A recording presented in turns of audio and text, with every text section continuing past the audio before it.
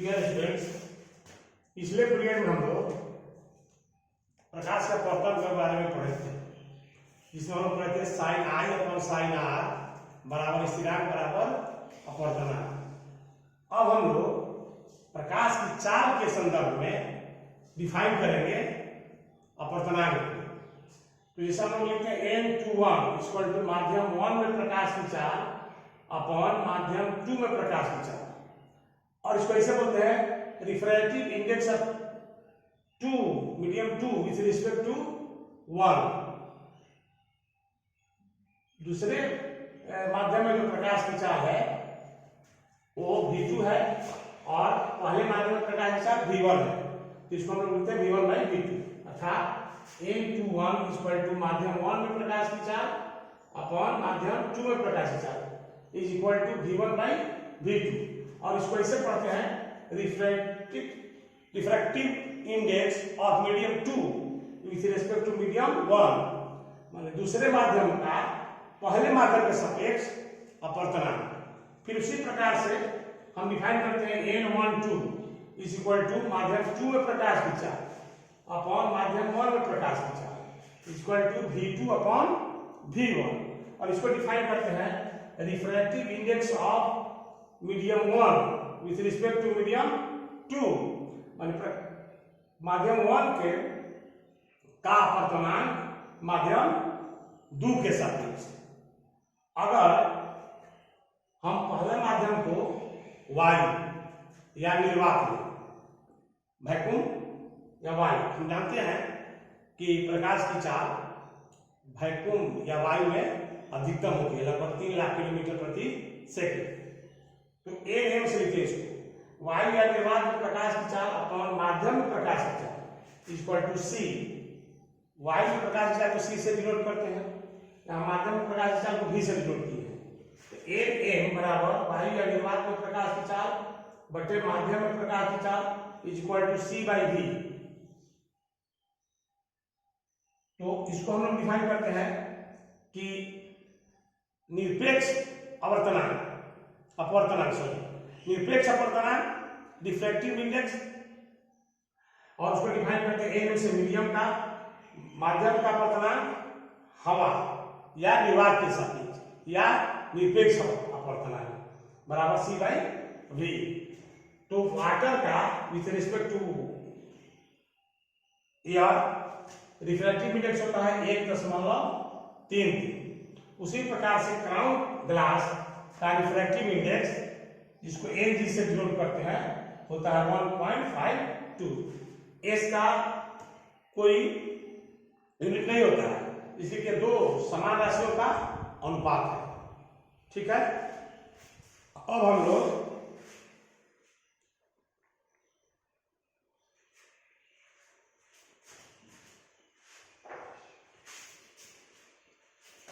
Lens के बारे में ध्यान करेंगे।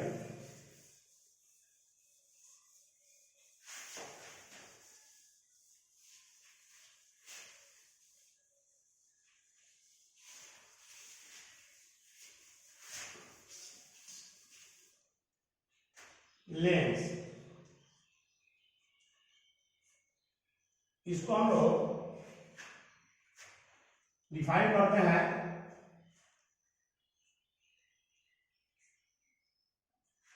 किन्हीं दो सतहों से घिरे हुए पारदर्शी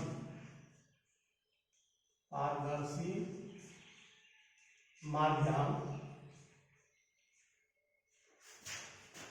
जिसमें एक या दोनों सतह गोलीय हो, इसे इस तरह से डिफाइन करते हैं। अब जैसे कम से कम एक सतह गोलीय हो, जैसे मान ली हम लोग इसको बिलेंस कहेंगे, तो ये सतह क्या है, समतल है, यह उठा हुआ है, उत्तल है, तो इसको समतलोत्तल लेंस कहेंगे। समतलोत्तल, समतलोत्तल लेंस। उसी प्रकार से दोनों मार्ग अगर पृष्ठ उठा हुआ है, गोलीय है, तो उसको हम लोग डिफाइन करेंगे द्वि उत्तली लेंस या उत्तल लेंस केवल भी इसको कहते हैं। द्वि उत्तल लेंस या केवल उत्तल लेंस भी कहते हैं इसको,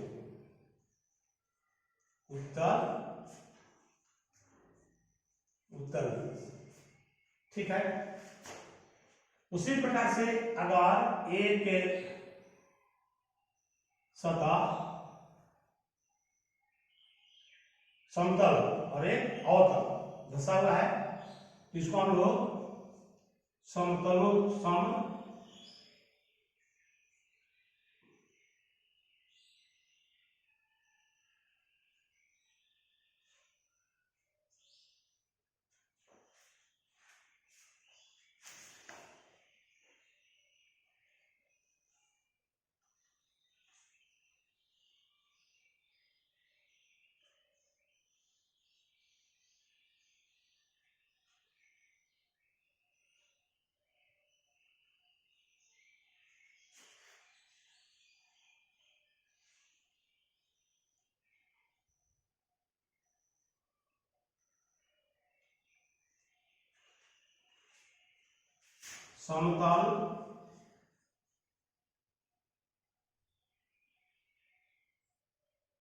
अवतल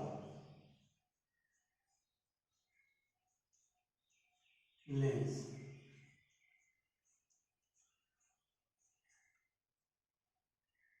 अगर इसका दोनों पृष्ठ धंसा हुआ हो तब इसको हम लोग कहेंगे समतल द्विउत्तल, समतल द्विउत्तल या केवल समतल द्विअवतल, समतल द्विअवतल या अवतल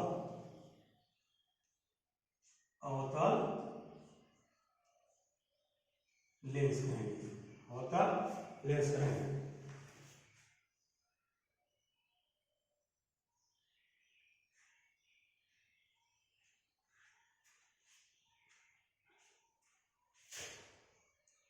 फिर से एक बार, जिसका एक इसमें एक भाग उठा हुआ है गोलाकार, एक प्लेन है, इसको समतल उत्तल या समतल उत्तल दोनों उठा हुआ है, तो इसको द्विउत्तल या उत्तल लेंस को कहेंगे। इसको कहेंगे हम लोग एक धंसा हुआ है समतल अवतल लेंस, और इसको द्विअवतल लेंस या अवतल लेंस कहेंगे। हम लोग यहाँ पर केवल उत्तल लेंस और अवतल लेंस के बारे में विस्तृत अध्ययन करेंगे। ठीक है।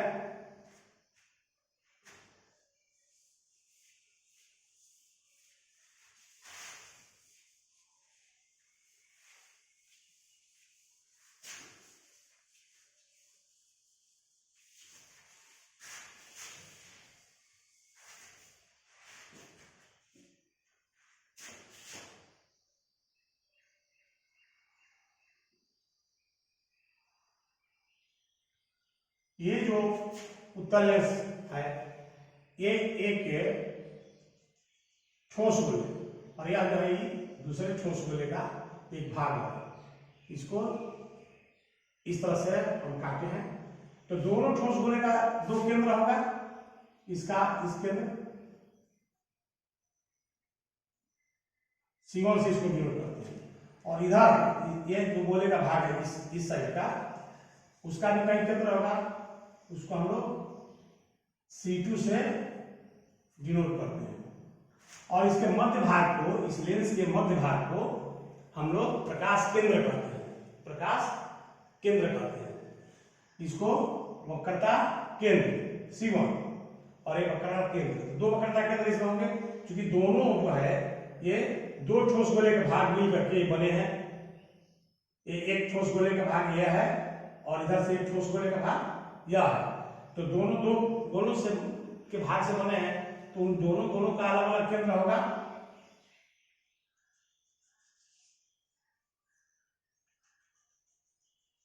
इस गोले का जो केंद्र है उसको हम C1 से डिनोट करते हैं, वक्रता केंद्र, और इसको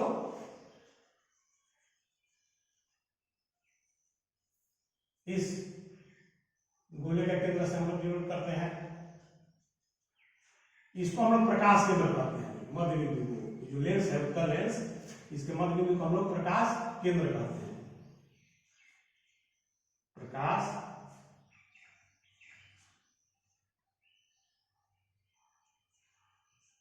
केंद्र।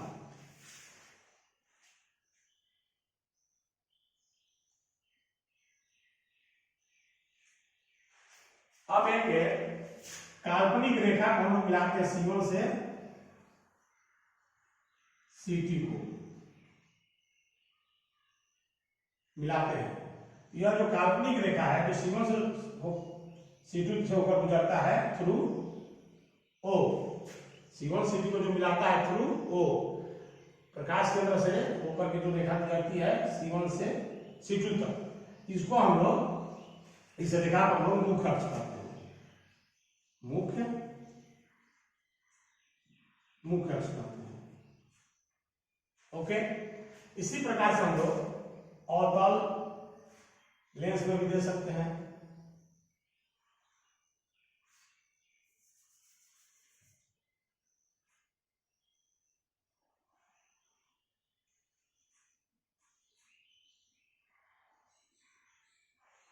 इसमें भी दो वक्रता केंद्र होंगे C1 और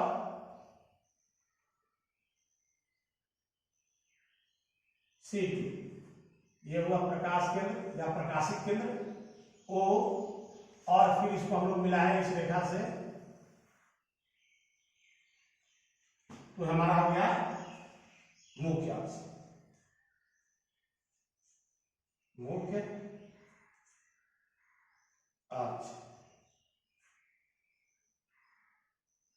ओके, ये वक्रता केंद्र हो गए C1 और C2, O प्रकाश केंद्र, और C1 C2 को मिलाने वाली काल्पनिक रेखा को हम लोग मुख्य अक्ष करेंगे। अब जो है प्रतिबिंब कैसे बनेंगे, कैसे बनते हैं, उसके लिए ये हम अपवर्तित रेखाओं पर ध्यान देंगे, कौन कौन रेखा हम लोग लेते हैं, और जिस तरह से हम लोग दर्पण में पढ़े, गोलीय दर्पण में, ठीक इसी प्रकार से इसमें पढ़ेंगे, लेकिन उसमें परावर्तन तथा इसमें अपवर्तन होगा। तो ये अपवर्तित किरणें जहां एक दूसरे को काटेंगी वहां बिंब का प्रतिबिंब बनेगा। तो इसमें रेखाओं का गमन किस प्रकार होता है उसका अध्ययन करेंगे।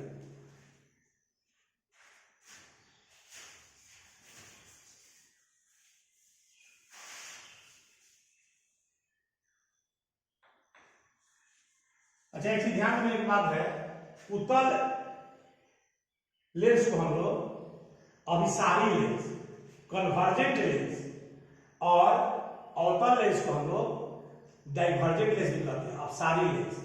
इसलिए कि इससे जो किरणें हैं जब हम लोग देखेंगे वो एक बिंदु पर संश्रित होती हैं, इकट्ठी होती हैं, इसलिए इसे संश्रितकारी भी कहते हैं या अभिसारी भी कहते हैं।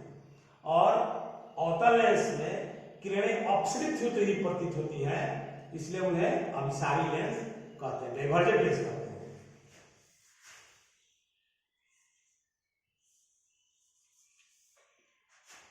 तो सबसे पहले ये जो है मुख्य अक्ष के समांतर आपतित होने वाली किरणें अपवर्तन के बाद एक खास बिंदु से होकर के गुजरती हैं। सभी किरणें जो मुख्य अक्ष से समांतर आपतित होंगी, लेंस से अपवर्तन के बाद एक खास बिंदु से होकर गुजरेंगी, इसे हम लोग नाभि, फोकस कहेंगे। उस खास बिंदु को हम लोग फोकस कहेंगे। और प्रकाश केंद्र से फोकस की जो दूरी होगी उसको हम लोग फोकसांतर या नाभ्यांतर कहेंगे। उसे एफ से निरूपित करेंगे, छोटा है उसे एफ से निरूपित करेंगे। ओके, ठीक इसी प्रकार से अगर इधर से किरणें आपतित होगी तो अपवर्तन के बाद एक खास बिंदु से होकर गुजरेंगी, जिसे हम लोग नाभ्यंतर करेंगे। तो इसमें दो नाभ्यंतर होंगे, दो वक्रता केंद्र और दो नाभ्यंतर, इसे F1 से डिनोट करेंगे। ठीक है। उसी प्रकार से अगर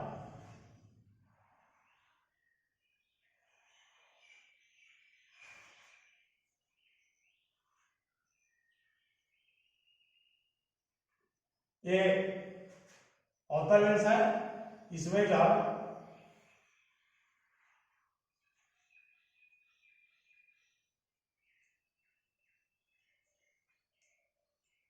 प्रकाश किरणें मुख अक्ष समांतर आपतित होंगी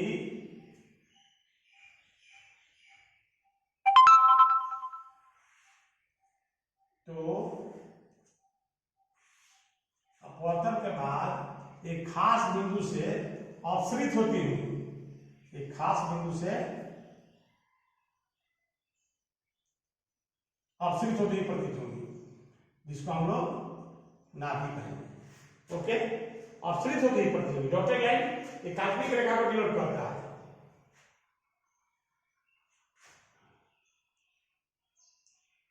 ठीक। अब दूसरा है, ठीक से बना लेंगे।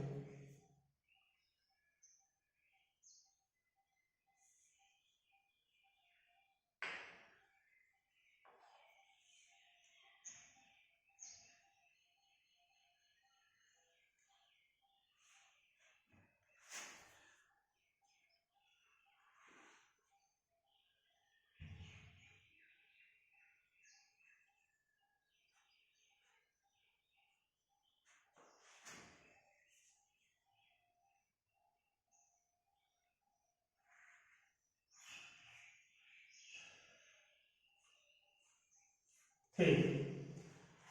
अब दूसरा पॉइंट है कि जो किरण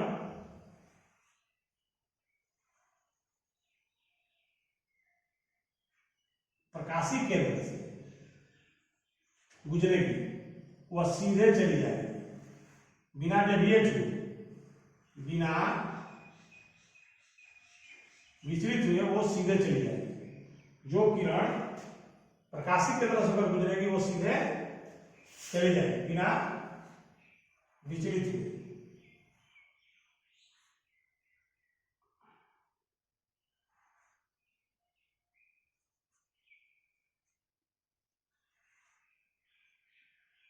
ठीक है। दो किरण के बारे में हम लोग पढ़े। तीसरा किरण हम देख रहे हैं, तीसरी किरण कि जो नाभि से होकर गुजरेगी। अभी हम लोग क्या कहते हैं कि मुख अक्ष से समांतर जो किरणें आपतित होगी, अपवर्तन के बाद जो खास बिंदु से होकर गुजरेगी, इसे हम लोग नाभि कहेंगे। दूसरा हम लोग पढ़े, जो किरण प्रकाशित केंद्र से होकर गुजरेगी वो सीधे चली जाएगी बिना विचलित हुए। यहाँ पर जो मुख अक्ष के समांतर अवतल लेंस में किरणें आपतित होंगी, वो अपवर्तन में एक खास बिंदु से होकर के अपसरित होती हुई प्रतीत होंगी, जिसे हम लोग नाभि कहेंगे। ठीक। अब आइए तीसरा,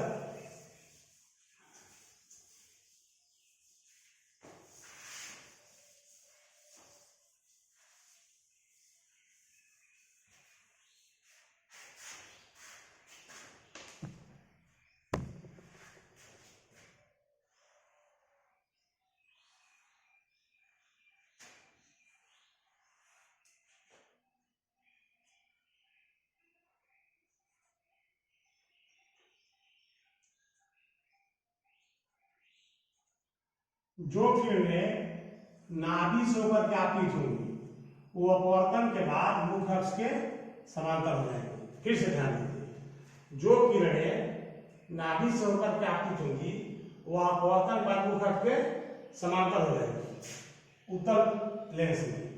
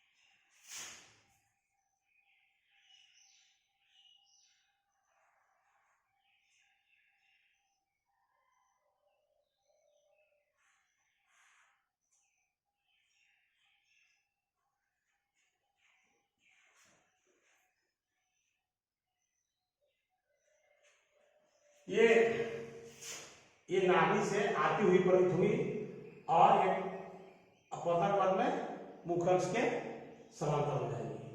ठीक है, ये तीनों किरणें एक दूसरे को जहां काटेंगे वहीं पर बीम का प्रतिबिंब बनेगा। ये तीनों किरणें एक दूसरे को जहां काटेंगे वहीं बीम का प्रतिबिंब बनेगा। हम लोग सुविधा के ख्याल से केवल 2 किरण को लेकर के आगे बढ़ेंगे। तो अगले क्लास में हम लोग पढ़ेंगे कहाँ बीम रखा जाए तो उसका प्रतिबिंब कहाँ बनेगा और कैसा बनेगा, वास्तविक बनेगा, उल्टा बनेगा, क्या स्थिति उसकी होगी। अगले क्लास में हम लोग इसको डिटेल पढ़ेंगे। ओके, और थोड़ा सा हम लोग फिर इसमें चिन्ह परिपाटी के बारे में जान लें।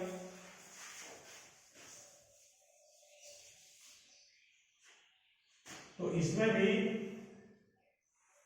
हम लोग यहाँ प्रकाशित केंद्र को वहां पर हम लोग दर्पण में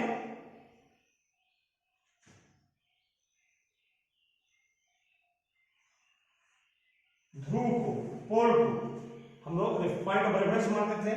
यहाँ पर हम लोग प्रकाशित केंद्र को हम लोग पॉइंट ऑफ रेफरेंस मानेंगे और ये हमारे लेंस के दाहिने तरफ की दूरी को, इधर वाली दूरी को प्लस और बाएं वाली दूरी को माइनस, और बीम को सीधा रखेंगे इधर बाएं तरफ तो इसकी दूरी प्लस, बीम उल्टा बनेगा।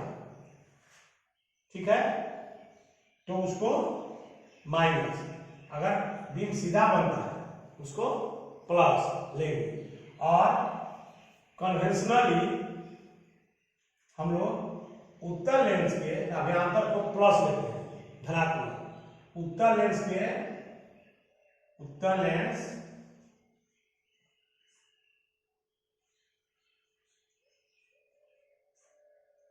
का नाभ्यांतर को हम लोग पॉजिटिव लेते हैं और अवतल लेंस का नाभ्यांतर